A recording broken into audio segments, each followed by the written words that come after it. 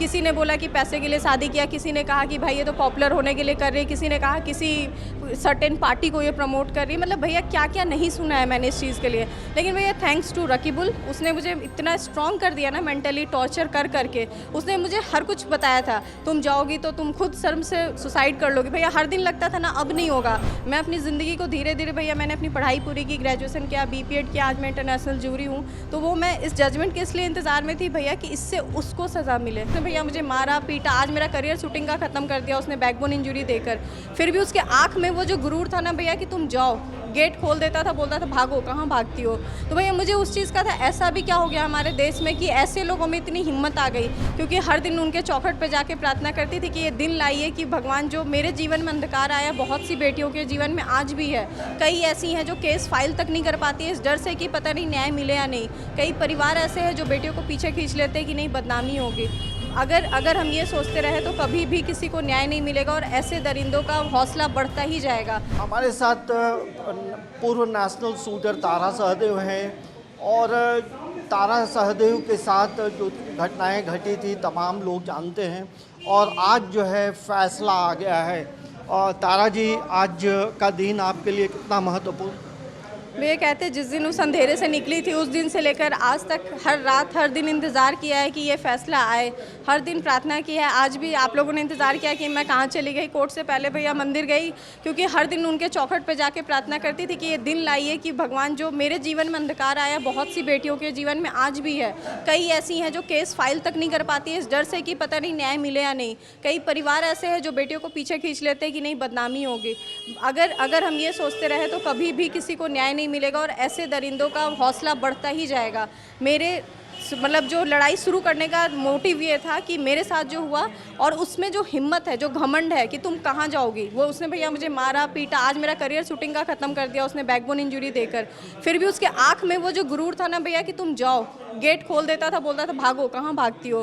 तो भैया मुझे उस चीज़ का था ऐसा भी क्या हो गया हमारे देश में कि ऐसे लोगों में इतनी हिम्मत आ गई और आज हम सही होकर भी हम डर रहे।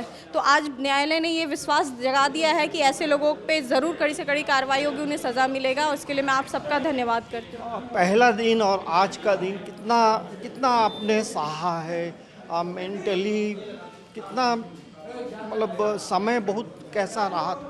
भैया आप समझ सकते हो 9 साल का समय, एक लड़की जब किसी केस में इंक्लूडेड हो, जब कई बार होता है जब आप जाते हो तो लोग बोलते हैं देखो ये वही है। जब तक जजमेंट नहीं आता है भैया कभी भी आपको कोई सही नहीं कहता है। आप समझ सकते हो हम जिस समाज में है, किसी ने बोला कि पैसे के लिए शादी किया, किसी ने कहा कि भाई ये तो पॉपुलर होने के लिए कर रही है, किसी ने कहा किसी सर्टेन पार्टी को ये प्रमोट कर रही है। मतलब भैया क्या क्या नहीं सुना है मैंने इस चीज़ के लिए। लेकिन भैया थैंक्स टू रकीबुल, उसने मुझे इतना स्ट्रॉन्ग कर दिया ना मेंटली टॉर्चर कर करके। उसने मुझे हर कुछ बताया था, तुम जाओगी तो तुम खुद शर्म से सुसाइड कर लोगी। भैया हर दिन लगता था ना अब नहीं होगा। फिर मैं उसका बात रिपीट कर लेती थी कि नहीं, उसने यही तो कहा था कि मैं यहाँ टूट जाऊंगी, अगर मैं यहाँ टूट गई वो जीत जाएगा। तो उसने भैया मुझे वो जो जुनून दिया है ना भैया लड़ने का, उसी की वजह से आज वो वहाँ है। तारा की आज जीत हुई है, अब आगे का लक्ष्य क्या है? कोई किताब लिखेंगी, समाज के लिए क्या करेंगी आप? भैया मैं पहले भी एक आम लड़की थी, आप सबके आशीर्वाद से जो भी किया है एज ए करियर शूटिंग में आज भी इंटरनेशनल जूरी वर्क कर रही हूँ।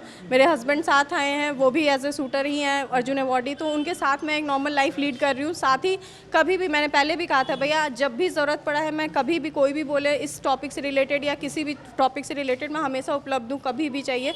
बाकी भैया मैं अपने तरफ से जो लड़ाई लड़ रही थी उसमें जीत मिला है आगे भी, क्योंकि ये लोग तो अब जीत गए हैं। अब एक आगे कोई लक्ष्य होता है कि हमें किताब लिखना है, ये करना है, क्या मन में चल रहा है? भैया एक बात बताऊँ, मतलब 3-4 साल तक ना मैं बंद गई थी। मुझे याद है कि मैं एक टॉर्चर की इस केस के इंतज़ार के लिए मैंने अपने लाइफ को रोक दिया था। फिर मुझे भाई लोग ने सबने समझाया कि लाइफ रुकता नहीं है, ये केस है, ये जजमेंट आने में पता है सालों लग जाएगा।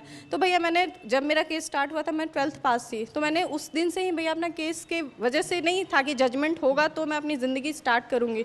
मैं अपनी ज़िंदगी को धीरे धीरे भैया मैंने अपनी पढ़ाई पूरी की, ग्रेजुएशन किया, बीपीएड किया, आज मैं इंटरनेशनल जूरी हूँ। तो वो मैं इस जजमेंट के इसलिए इंतज़ार में थी भैया कि इससे उसको सज़ा मिले।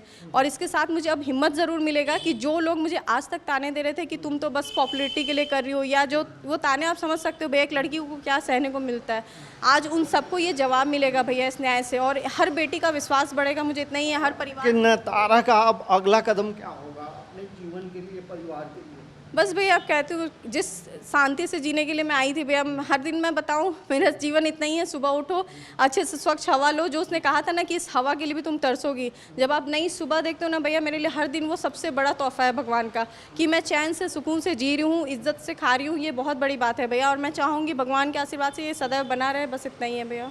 तो ये देखिए पूर्व नेशनल शूटर तारा शाहदेव हमारे साथ थी, और चेहरे पे जो खुशी है वो एक लंबे अंतराल के बाद मिला है, क्योंकि तमाम जो घटनाएं घटी धर्म परिवर्तन के मामले से जुड़े और किस तरह से उत्पीड़न किया गया, तो अब कोर्ट का जो फैसला आया है, रकीबुल को जो है टिल डेथ उम्र कैद की सज़ा मिली है, और उसकी माँ कौशल्या रानी को 10 साल की सज़ा है, और मुश्ताक अहमद को 15 साल की सज़ा है। लेकिन अब जो है तारा शाहदेव मतलब खुले मन से बेहद खुश है और स्वच्छ वातावरण में अब अपने परिवार के साथ जीना चाहती है, और घरों में खुशियां हैं। और कोर्ट से लौटने के बाद वो मंदिरों में पहुंची, पहाड़ी मंदिर गई और भगवान का शुक्रिया अदा किया। समाचार प्लस के लिए कैमरामैन नवल के साथ अंजनी कुमार, रांची।